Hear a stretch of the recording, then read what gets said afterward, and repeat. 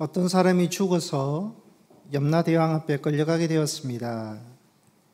염라대왕은 끌려온 사람의 인생 장부를 펴보니까 너는 아직 올 때가 아닌데 잘못 왔구나.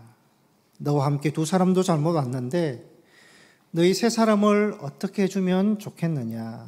이미 장례식은 끝났으니까 다시 옛날 몸으로 돌아갈 수는 없고 대신 다른 사람으로 태어나게 해줄 테니까 소원을 말해봐라. 미안하니까 다 들어주겠다 했습니다. 첫 번째 사람은 나는 평생 가난하고 무척 힘들게 살아왔습니다. 이번에 태어날 때는 부자로 태어나서 돈이나 펑펑 쓰면서 살게 해주십시오. 부탁을 했습니다. 염라대왕이 알았다 그렇게 해주마 해서 첫 번째 사람은 부자로 태어났습니다. 두 번째 사람은 저는 한평생 무시만 받고 살았는데 이번에는 권세 있는 사람으로 태어나서 떵떵거리며 살고 싶습니다 해서 두 번째 사람은 권력자로 태어났습니다. 세 번째 사람은 저는 돈도 싫고 권력도 싫습니다. 그저 공기 맑고 인심 좋은 곳에서 예쁜 아내와 함께 많은 자녀를 낳고 무병장수하며 아무 근심 없이 백년해로 하고 싶습니다 라고 하니까 염라대왕이 이놈아 그런 곳이 있으면 내가 가서 살겠다 라고 했답니다. 이 세상에는 완벽한 이상은 없습니다. 모든 사람은 바라고 추구하는 더 나은 상태, 이상, 꿈, 목표가 있습니다. 그러나 그렇게 바라고 꿈꾸었던 대로 이상을 이루며 살고 있는가? 그러면 그렇지 못합니다. 여러분은 꿈꾸어왔던 가정생활을 하고 계십니까? 인생을 살고 싶었던 이상대로, 꿈대로 살고 계십니까? 내가 꿈꾸었던 신앙생활을 하고 계십니까? 대부분은 바라고 꿈꾸었던 이상은 있지만 현실은 그것에 미치지 못합니다. 그래서 현실과 이상과의 사이는 엄청난 괴리, 차이를 느끼면서 살아갑니다. 이것이 인간의 보편적인 삶입니다. 본문은 유다 백성들의 현실과 이상의 차이를 볼 수가 있습니다. 북이스라엘은 아시리아에 이미 멸망했고 남유다도 바벨론의 침략을 받아서 점점 멸망해 가고 있습니다. 멸망의 원인은 우상을 숭배했고 하나님 말씀에 불순종했습니다. 하나님께서 선지자를 보내서 하나님께로 돌아가야 살 수 있다. 만약 돌이키지 않는다면 바벨론에 멸망당할 것이다. 계속해서 유언을 함에도 불구하고 백성들이 외면을 했습니다. 결국 바벨론이 1차, 2차 남유다를 침략해서 예루살렘을 쑥대밭으로 만들고 성전의 모든 보화를 가져가고 10,000명이 넘는 백성들을 바벨론 포로로 잡아갔습니다. 잡혀간 포로 대상자들이 1절, 2절에 나옵니다. 1절에 보시면 장로들, 제사장들, 선지자들, 백성들이 잡혀갔고요. 2절에 보시면 왕과 그의 어머니, 내시, 고관들, 기술자들, 대장장이들이 잡혀갔습니다. 대체적으로 정치적으로, 종교적으로 고위층, 엘리트들이 잡혀갔습니다. 이런 고위층 엘리트들이 바벨론 포로로 잡혀가서 그곳에서 어떻게 생활했겠습니까? 포로자 중 일부는요, 포로 생활에 적응하지 못하고 끝까지 바벨론과 대항하기 위해서 게릴라를 조직해서 싸웁니다. 이들은 남유다의 영광을 위해서 과거 이상에 사로잡혀서 계속해서 대항을 했습니다. 이처럼 과거 이상에 매여 있는 사람들이 있습니다. 어떤 사정이 부도를 맞아서 회사는 망하고 재산을 다 잃었습니다. 그러나 사장은요, 망하고 실패한 현실을 받아들이지 못합니다. 과거 회사가 잘 나갈 때처럼 여전히 지시하려고 했고, 씀씀이가 해텄고, 사람 만나는 거 좋아하고 자신이 값을 다 지불하는 것을 좋아했습니다. 사장은 과거에 비해서 현실이 완전히 바뀌었음에도 불구하고 여전히 과거 이상에 묶여서 과거와 똑같이 살아갑니다. 이처럼요, 바뀐 현실을 수용하지 못하면, 그리고 과거의 이상에 매여서 살아가는 사람들이 있습니다. 또 포로자 중 일부는요, 미래의 이상과 꿈에 매여서 살아갑니다. 8절 9절에 보시면 거짓 선지자들의 말에 미혹되지 말고 믿지도 말라, 그렇게 말하면서 거짓 선지자들이 포로자들에게 어떻게 유혹을 했는가 하면요, 이 포로 기간 짧은 기간이다. 1년, 2년 안에 돌아갈 것이다. 아무것도 하지 말고 조금만 기다리면 된다. 이렇게 미혹을 하는 것입니다. 그래서 누군가가 포로자 중에서 집을 지으려고 하면 곧 예루살렘으로 돌아갈 텐데 왜 집을 짓느냐고. 먹기 위해서 농사를 지으려고 하면 고국으로 돌아갈 텐데 믿음 없이 농사는 왜 지으려고 하느냐고, 조금만 기다리면 된다고 미혹을 합니다. 포로자 중 일부는요, 이 거짓 선지자들의 말에 미혹이 되어서 빨리 돌아갈 것이다, 곧 돌아갈 것이라는 미래의 헛된 이상, 이 망상에 사로잡혀서 아무 일도 하지 않는 것입니다. 과거의 이상에 매여 있는 포로자들이 있고, 미래의 헛된 이상에 사로잡힌 이 포로자들의 공통된 특징이 뭐냐? 현실을 부정한다는 것입니다. 현실을 인정하지 못하고 그 현실을 수용하지 못하니까요, 과거 이상과 미래 이상에 사로잡혀서 벗어나지 못하는 것입니다. 그래서 하나님께서 예레미야를 통해서 이 포로자들에게 어떻게 말씀하시는가 하면요, 5절 6절에 이렇게 말씀합니다. 너희는 거기서 집을 짓고 텃밭과 수원을 만들고 열매를 먹으며 살아라. 6절에 보시면 장가들어서 아들 딸을 낳고 며느리와 사위를 삼아 손자 손녀를 보고 너희 인구가 줄어서는 안 된다. 그렇게 말씀하십니다. 즉 집을 짓고 과수원을 만들고 열매를 먹고 결혼해서 자식을 낳으라는 것은요, 너 그 포로 생활 현실을 수용하라는 것입니다. 남유다의 과거, 옛날의 과거의 영광에 매이지 말고 다가오지도 않을 그 미래의 헛된 그 망상에 사로잡히지 말고 너의 현실을 인정하고 수용하면서 살아가라고 그렇게 말씀하고 있는 것입니다. 남유다가 멸망하면서 이 남유다 백성들이 포로 생활을 한 이유는 어디에 있습니까? 우상을 숭배하고 하나님의 말씀에 불순종했기 때문에, 하나님께서 선지자를 보내셔서 그렇게 돌이키고 말씀하셨는데도 그거를 다 거부하고 외면하였기 때문에 결국은 자기들이 선택해서 자업자득으로 얻었던 그 포로 생활, 하나님께서 너희들이 선택한 거 부정하지 말고 먼저는 그것을 받아들이고 수용하라고 말씀하시는 것입니다. 직장인들의 의식을 조사해 보면요, 30% 이상이 자기 직장에 대해서 만족하지 못한다고 합니다. 내가 이 돈 받고 이 대우 받으면서 이 직장 다녀야 되느냐, 불만이 크다는 것입니다. 만족이 없으니까 능률이 오를 리가 없고요, 직장생활을 적응하지 못하는 것입니다. 그런데 그 직장을 누가 선택했느냐? 본인이 선택하는 것입니다. 먼저 내가 선택하고 다니는 그 직장, 그 현실을 인정하고 수용하는 것이 중요하다는 것입니다. 그러면 그 직장의 이상과 꿈은 어떻게 이루어지느냐?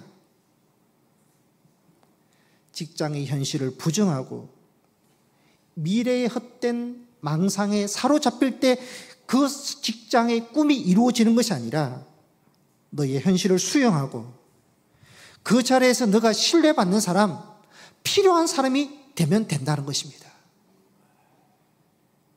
현실을 부정하면서 더 나은 직장을 원하고 더 나은 환경만 원하고, 그게 아니라 지금은 아쉽고 부족한 점이 있더라도 그 현실을 인정하고 그 속에서 꼭 필요한 사람이 되고 능력 있는 사람이 되고 누구나 믿고 추천할 수 있는 신뢰받은 사람이 되고, 너가 그 자리에서 최고가 될 때 너의 이상과 꿈은 성취될 수 있다는 것입니다.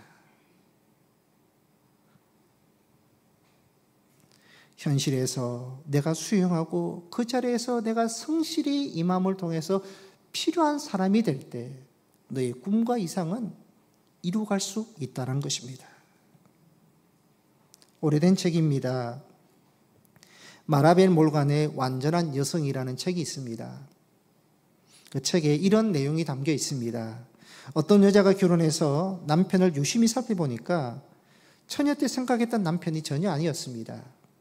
분명한 사람이라고 생각했는데 우유부단했고, 부지런하고 성실한 사람인 줄 알았는데 게으르고 나태한 남편이었습니다. 그래서 안 되겠다. 하루 이틀 살 것도 아닌데 내가 남편을 싹 바꿔야 되겠다 생각하고 남편을 바꾸기 위한 프로그램을 준비했습니다. 아침 일찍 남편을 깨우고 씻기 싫다는 남편을 사무실로 밀어놓고 먹기 싫다는 밥을 억지로 먹여서 일찍 회사로 보냈습니다. 그리고 남편이 회사 생활할 때 전화하면서 일일이 코치해 줍니다. 회사에서는 이렇게 일하고 회사 동료와는 관계를 잘 유지하고 절대 화나 불평을 내서는 안 돼. 그렇게 코치를 했습니다. 이렇게 하나하나 일일이 컨트롤하기를 2년이 되었습니다. 얼마나 바뀌었겠습니까? 하나도 바뀐 것이 없습니다. 아내는 아주 크게 실망하며 복잡한 생각이 들었습니다. 내가 어떻게 해주었는데 이렇게 안 변할 수가 있나? 저런 남편이랑 계속 내가 살아야 할까 고민하다가 상담받고 결론을 내립니다. 남편을 고칠 수 없다면 내가 변하자. 내가 되어야 할 아내만 되자 생각하고 자신을 바꾸어 나갑니다. 일찍 일어나고 먹던 안 먹던 아침 식사 차려주고 집안을 깨끗이 청소하고 퇴근해서 늦게 오든 일찍 오든 반갑게 맞아주고 묵묵히 자신의 일에 최선을 다하면서 모범적인 아내가 됩니다. 그런데 웬일입니까? 6개월쯤 되니까요, 남편이 아내를 따라오더랍니다. 변화의 요인은 어디 있느냐? 외부에 있고 타인이 있는 것이 아니라 자신에게 있다는 것이 책의 내용입니다. 책 제목이 완전한 여성입니다. 완전한 여성이 누구냐?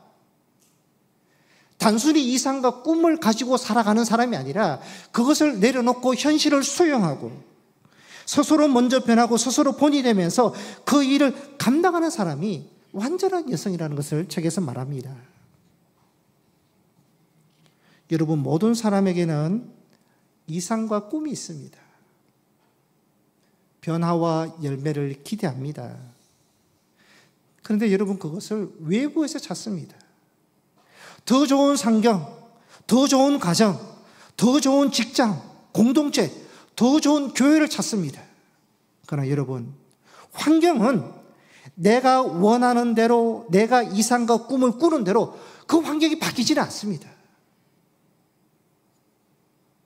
우리는 이상과 꿈을 위해서 더 좋은 것을 기대하지만 만족을 주는 환경은 없습니다.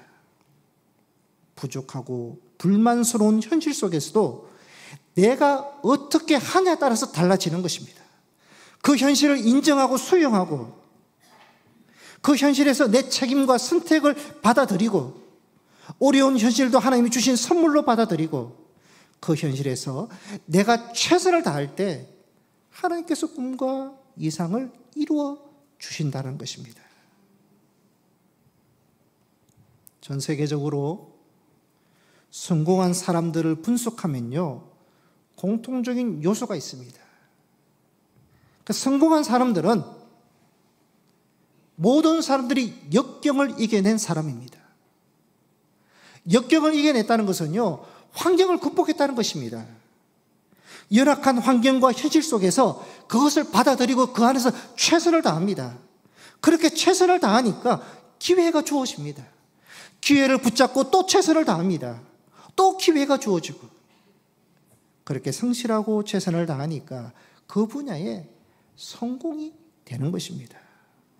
기회와 은총은 현실에서 성실하게 감당하는 자에게 주어진다는 것입니다.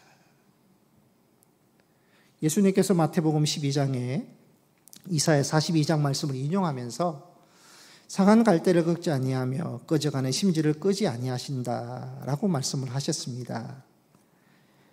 현실은 상한 갈대, 꺼져가는 심지입니다. 그러니까 상한 갈대고 꺼져가는 심지면 현실은요, 아슬아슬합니다. 불안합니다. 약합니다. 근데 예수님께서 그 현실을 끄지 아니하시고 꺾지 아니하신다는 것은요, 그대로 수용하시는 것입니다. 그것을 수용하고 그 현실을 통해서 주님은 계획과 그 비전을 이루어 가신다는 것입니다. 믿음의 사람 아브라함, 요셉, 룻, 다윗, 다 현실은요, 고난이었습니다. 아브라함의 현실은 하나님께서 아들을 주시겠다 약속하셨지만 20년이 지나도 얻지 못하는 현실입니다. 요셉은 그렇게 믿음으로 살아도 애굽 장군의 노예가 되는 현실. 룻의 현실은 이삭을 주어야 먹고 살 만큼 가난했고, 다윗의 현실은 사울 왕의 10년 동안 도피 생활을 해야 했습니다. 그 현실 자체만 보면요, 희망이 보이지 않습니다. 그런데 이들은요, 그 현실을 부정하지 않습니다. 믿음으로 인정하고 받아들입니다. 그 현실에서 최선을 다합니다. 그 현실에서 믿음의 사람, 필요한 사람이 됩니다. 그랬더니 하나님께서 이들을 높여주시고 세워주시고 풍성한 복을 주셨던 것입니다. 여러분, 이상과 꿈은 현실을 통해서 이루어집니다. 하나님은 현실 가운데 일하시는 분이지 현실을 부정하고 이상과 꿈만 가진 사람에게 일하지 아니한다는 것입니다. 전에 말씀을 드렸습니다. 서톡데일 패러독스라는 말이 있습니다. 베트남 전쟁 당시 미군 장성이었던 제임스 서톡데일 장군이 포로로 잡혀서 8년 동안 모진 고통을 당하고요, 8년 뒤에 포로자들과 함께 미국으로 돌아옵니다. 서톡데일 장군은 포로 수용소에서요, 두 종류의 포로자들을 보았습니다. 비현실적 낙관주의자들과 희망적 현실주의자를 보았습니다. 포로자 중에 비현실적 낙관주의자들이 있습니다. 비현실, 그 포로의 현실을 부정합니다. 인정하지 않습니다. 그렇지만 미래는 낙관적이랍니다. 현실은 부정하고 막연한 희망과 낙관을 가진 자들은 현실을 받아들이지 못하니까 그 현실에 낙심하고 희망이 꺾이고 상실감 때문에 결국은 포로 소용소에서 죽어가는 것을 보았습니다. 그런데 포로자들 중에 희망적 현실주의자들이 있었습니다. 현실주의자, 현실을 직시하고 현실을 받아들입니다. 그렇지만 희망, 합리적인 희망을 품습니다. 현실은 감옥에 있고 못 나가더라도 희망을 끝까지 품습니다. 현실을 받아들이고 그렇지만 희망을 끝까지 품고 있는 사람들이 출소하게 되더라. 그것을 보았습니다.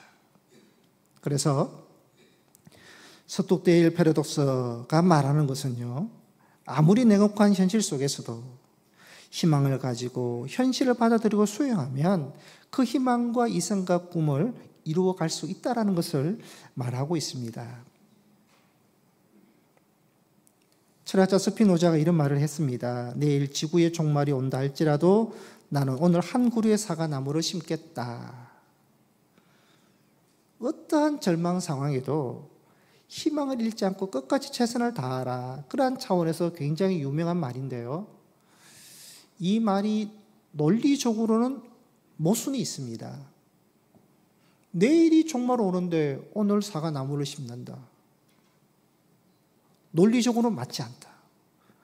사과나무는 적어도 3년을 기다려야 되는데 아니 내일 정말 오는데 어떻게 사과나무 한 그루를 심을 수 있느냐. 이건 맞지도 않는 어리석은 행동이다. 그렇게도 논리적으로는 볼 수 있는데요. 이 말이 왜 이렇게 유명하냐. 현실에 충실하라는 것입니다. 내일, 미래는 사람의 손에 달려있는 것이 아니라 하나님의 손에 달려있다. 하나님께 맡기고, 그러나 오늘 현실은 하나님이 너에게 준 선물이다. 이 현실은 내가 선택할 수 있다. 내가 일을 할 수 있다. 최선을 다하는 현실이 되면 그렇게 현실을 받아들이고 수용하고 성실하고 최선을 다할 때 하나님께서 이상과 꿈을 이루어 주신다. 그렇게 말씀하고 있는 것입니다. 예레미야는 하나님의 말씀을 통해서 바벨론 포로 수용자들에게 과거 이상에 매이지 말고 미래의 헛된 망상에 사로잡히지 말고 현실을 받아들이고 현실을 인정하라고 그렇게 권면하면서 하나 더 권면하는 것이 너는 그 현실에서 축복하는 사람이 되어라 말합니다. 7절 말씀해 보시면 너희는 내가 사로잡혀 가게 한 그 성읍 바벨론을 평안을 구하고 그들을 위하여 여호와께 기도하라. 그 성읍이 평안하면 너희도 평안하게 될 것이다.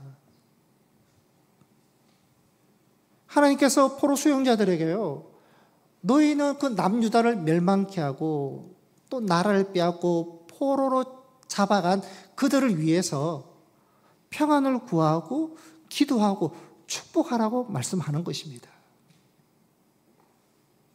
그렇게 말씀하는 이유는 바벨론이 평안할 때 너희도 평안할 수 있다.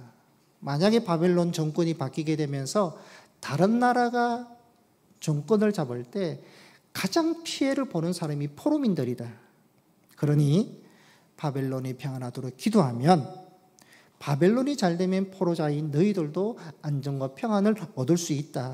그런 말씀입니다. 축복을 하면 현실 속에서도 그 축복이 돌아온다는 것입니다. 10절 말씀을 우리 함께 읽겠습니다. 10절 말씀인데 시작. 여호와께서 이와 같이 말씀하시느니라. 바벨론에서 70년이 차면 내가 너희를 돌보고 너희의 선한 말을 너희에게 성취하여 너희를 이곳으로 돌아오게 하리라. 너희가 바벨론에서 포로자가 되었지만 그 현실 속에서 수용하고 축복하는 사람이 되면 축복이 돌아오게 하는데 너희를 돌보게 하시고 하나님의 말씀을 성취시켜 주시고 너희들을 돌아오게 할 것이다. 축복을 하면 축복이 부메랑이 되어서 너희들도 받게 된다고 말씀하고 있는 것입니다. 디모데전서 6장 1절에 보시면 무릇 멍에 아래에 있는 종들은 자기 상전들을 범사에 마땅히 공경할 자로 알지니 이는 하나님의 이름과 교훈으로 비방을 받지 않게 하려 함이라 라는 말씀이 있습니다. 멍에 아래에 있는 종, 이 시대는 신분 사회가 되어서 종, 노예가 있었습니다. 이 노예가 예수를 믿습니다. 그 예수 믿는 노예에게 주는 말씀입니다. 너의 상전, 너의 주인을 범사에 마땅히 공경하라. 주인이 잘 믿고 착하면 마땅히 공경할 수 있지만 그러나 그 주인 중에서는 믿지 않는 사람, 못되고 악한 주인이 있는데 그래도 공경해야 되냐, 축복해야 되냐 말합니다. 축복하라, 공경하라. 그것이 하나님께 영광을 돌리게 되고 복음, 예수가 비방받지 않게 되고 그 축복이 돌아오게 된다는 것입니다. 요셉은 애굽 장군의 노예가 되었습니다. 노예인데 현실을 부정하지 않고 자기 신세를 한탄하지 않고 주인을 저주하지 않았습니다. 노예였지만 최선을 다합니다. 보디발 장군을 축복하고 가정을 축복하고 주변을 축복합니다. 그랬더니 보디발 장군이 보니까 신실한 종이거든요. 그래서 가정의 총무로 삼습니다. 새로운 길로 열어주었던 것입니다. 현실을 인정하고 수용하고 축복하는 자가 될 때 새로운 길이 열리는 복이 있다라는 말씀입니다. 성도 여러분, 모든 성도들은 이상과 꿈을 당연히 품어야 됩니다. 그러나 그것을 이루기 위해서는요, 현실을 부정하는 것이 아니라 현실이 먼저입니다. 그 현실을 인정하고 그 현실에서 최선을 다할 때 꿈을 이루어갈 수 있고 하나님께서 새로운 길로도 열어주신다라는 것입니다. 우리 교회는 이제 새 성전 건축을 하게 되었습니다. 새 성전이라는 꿈과 이상이 있고요. 더불어 교회의 부흥과 성장이라는 꿈과 이상이 있습니다. 어떻게 해야지 새 성전을 건축할 수 있고 교회가 부흥하고 성장할 수 있느냐? 오늘 말씀을 비추어서 보면요, 현실에 충실해야 됩니다. 저는 설교에 충실하고 사역에 충실하고 모든 성도님들도 지금 현실 예배에 충실하고 각자 맡겨주신 직분에 충실하고 지금 환경에도 충실할 뿐만 아니라 바뀌어지는 임시 예배처소 환경에도 충실한 사람이 될 때 하나님께서 성전 건축이라는 대사업을 이루어 주시고요, 꿈대로 이상대로 부흥과 성장을 우리에게 허락해 주실 줄 믿습니다. 이틀 전에 교회 권사님과 임시 예배 처소에 대해서 잠깐 얘기를 나누는데요, 권사님께서 이런 말씀을 하셨습니다. 권사님은 임시 예배 처소로 옮기는 것에 대해서 오히려 기대가 되신다는 겁니다. 임시 예배 처소로 옮기는 것이 얼마나 불편한 점이 많겠습니까? 지금보다 훨씬 더 열악한 환경에서 우리가 신앙생활을 해야 되는데 권사님은요, 그 불편함 가운데서도 성도들이 연합하고 한 마음을 갖는 것에 대한 기대가 있다는 것입니다. 그래서 제가 권사님께 제가 꼭 필요한 말씀을 해주셔서 너무 감사하다고. 가만히 제가 생각하니까요, 훨씬 불편할 텐데 기대가 된다. 기대가 된다. 하나님 주시는 말씀으로 제게 들려왔습니다. 여러분, 교회 건축의 현실은 불편입니다. 힘든 부분이 많습니다.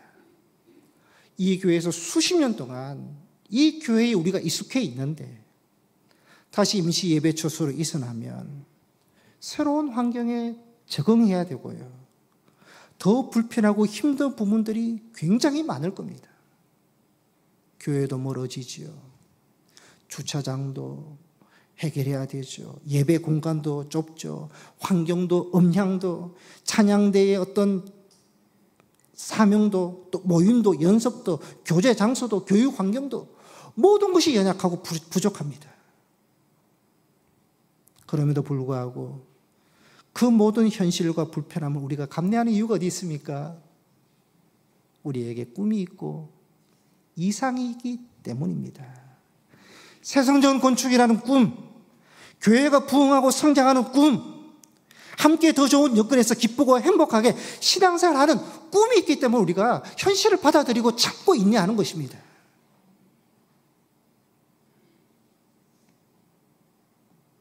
이렇게 현실을 수용하고 이 현실에서 우리가 최선을 다하는 그러한 사람이 될 때 하나님은 우리 교회에 대한, 신앙에 대한 꿈과 이상을 현실을 통해서 하나하나 이루어 가실 줄 믿습니다. 말씀을 요약하겠습니다. 모든 사람에는 꿈과 이상이 있습니다. 그 꿈과 이상은요, 현실을 부정할 때 이루어지는 것이 아닙니다. 수용하고 받아들이면서 거기에서 열심과 최선을 다할 때 하나님께서 그것을 이루어 가십니다. 여러분의 이상과 꿈, 우리 교회의 이상과 꿈들, 현실에서 하나님과 함께 이루어 나가는 그러한 은혜와 복이 여러분과 또 우리 교회에 있을 줄 믿습니다. 기도하시겠습니다.